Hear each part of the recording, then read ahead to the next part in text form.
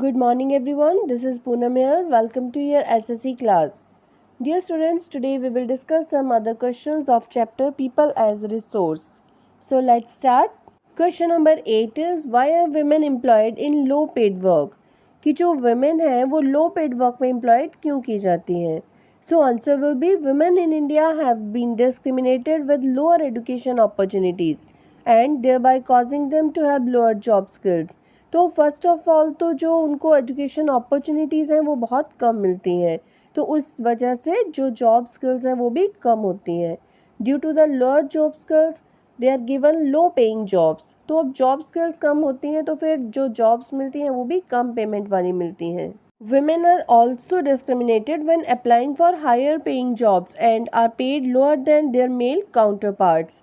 तो तब भी डिस्क्रिमिनेशन होती है जब वो अप्लाई करती हैं हाई पेइंग जॉब्स के लिए, बट मेल जो होते हैं मेन जो होते हैं उनके कंपैरिजन में उनको कम अपॉर्चुनिटीज़ मिलती हैं. Question number 9 is how will you explain the term unemployment. तो है क्या ये unemployment? Unemployment is a phenomenon that happens when a person who is actively searching for a job but is unable to find work. कि कोई भी person जो qualified है, बिल्कुल एजुकेटेड है, अगर वो जॉब के लिए सर्च कर रहा है बट उसको जॉब नहीं मिल रही है, that is called unemployment. Question number 10 is what is the difference between disguised unemployment and seasonal unemployment? So first we will discuss about disguised unemployment. This is a situation where people appear to be employed but actually they are not employed. कि ऐसा लगता तो है कि लोग employed हैं but actual में ऐसा नहीं होता. Second point is given here the work requires a service of 5 people but engages 8 people. तो किसी काम के लिए कितने लोग रिक्वायर हैं? 5 पीपल रिक्वायर हैं और 8 पीपल वहाँ पे सर्विस दे रहे हैं. तो फिर ये कौन सी अनएम्प्लॉयमेंट हुई? Disguised unemployment. Third part is it is mostly found in agriculture. तो ये भी मोस्टली एग्रीकल्चर में ही पाई जाती है. It is found in rural sector only. और fifth point is marginal productivity of labour is 0 and adds no value to the production.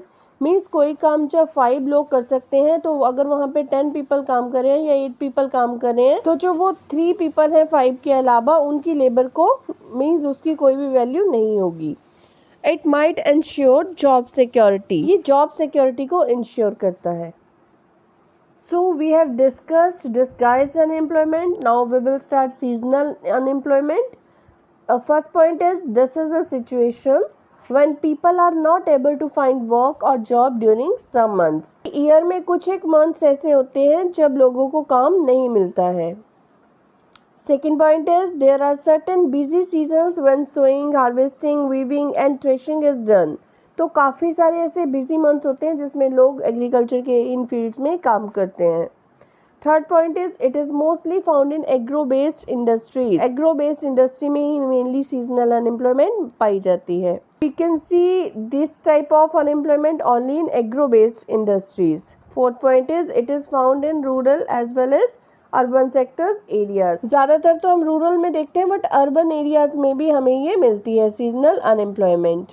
So fifth point is it adds value to the production when required and sixth point is it does not ensure job security कि ये job security को ensure नहीं करती है.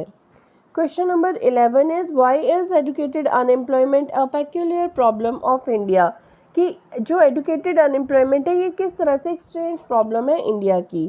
So answer will be educated unemployment means to have a particular set of skill or degrees what is unable to find jobs that require particular skill or educational qualification. So it means कि किसी भी job के लिए आपके पास proper skills हैं, degrees हैं, qualification है, but फिर भी आप लोग उस फील्ड में जॉब नहीं पा सकते हो.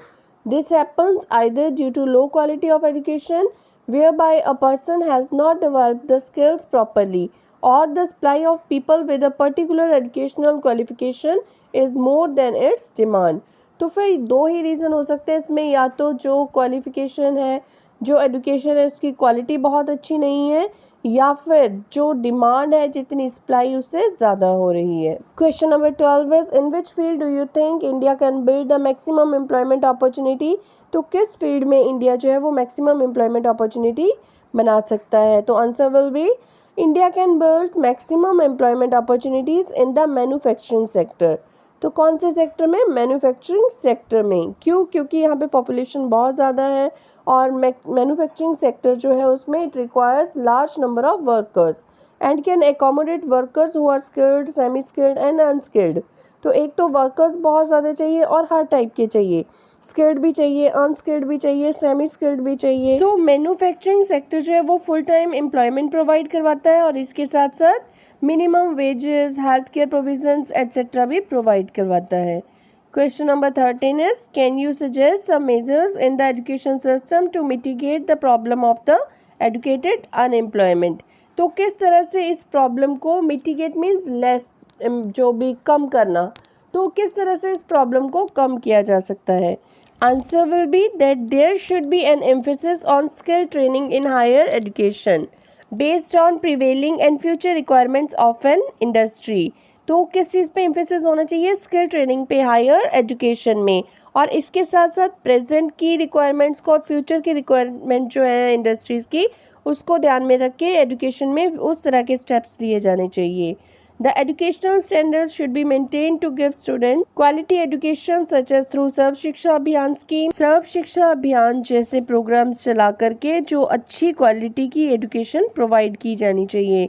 And girls should be given incentives to pursue higher education and dropouts rates can be minimised by schemes such as midday meal.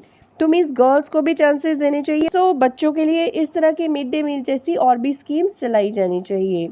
Question number 14 is which capital would you consider the best? Land, labor, physical capital and human capital। तो कौन सी capital आपके accordingly best है, चाहे वो land है, चाहे वो labour है, फिजिकल है या फिर ह्यूमन कैपिटल है, और क्यों? तो देखिए ऑब्वियस है कि जो ह्यूमन कैपिटल है दैट इज़ द बेस्ट, क्योंकि ह्यूमन कैपिटल जो है that can utilise land, labour and physical capital to its potential. तो ह्यूमन कैपिटल अगर हम लोग हैं, अगर नॉलेज है हमारे पास, तभी हम लोग आगे इन सब चीज़ों का यूज़ कर सकते हैं। Human capital can improve continuously with the value addition such as with learning new skills and can adapt fastest to change and requirement. Countries such as Japan, South Korea, etc. have low resources but have invested in human capital and are one of the largest economies today. तो ये जो बड़ी बड़ी countries हैं इन्होंने क्या किया है? इन्होंने ह्यूमन कैपिटल के ऊपर इन्वेस्ट किया है। तो रिसोर्सेज है इनके पास कम है बट आज ये कंट्रीज़ जो है इनकी इकोनॉमी बहुत ज़्यादा बड़ी है, लार्जेस्ट है और स्ट्रॉन्ग है। That's all for the day. Thank you everyone.